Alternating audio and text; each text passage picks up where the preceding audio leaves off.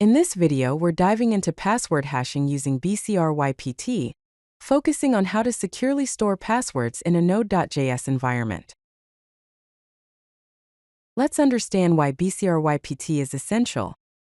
Storing passwords as plain text is a security disaster waiting to happen. This is why we need bcrypt. So, what exactly is bcrypt?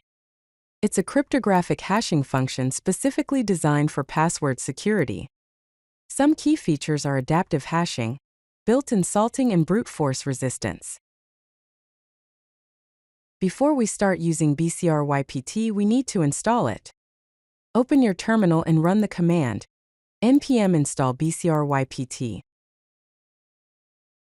Now that we have bcrypt installed, let's set it up.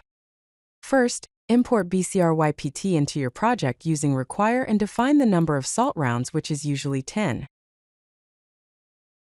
Now let's look at how to hash passwords using bcrypt. The code snippet shows an asynchronous function that takes a password and number of salt rounds as input and returns a secure password hash.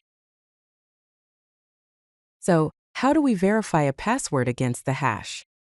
This code snippet presents an asynchronous function that takes the plain password and the stored hash as input, then returns true if the password is valid and false otherwise. Finally, let's discuss some best practices when using bcrypt. For optimal security and performance balance, use 10 to 12 salt rounds. Also, never store plain text passwords, always use asynchronous methods, and handle errors appropriately. If you like this video, hit that like button and don't forget to subscribe. Visit CodeLucky.com for more such useful content.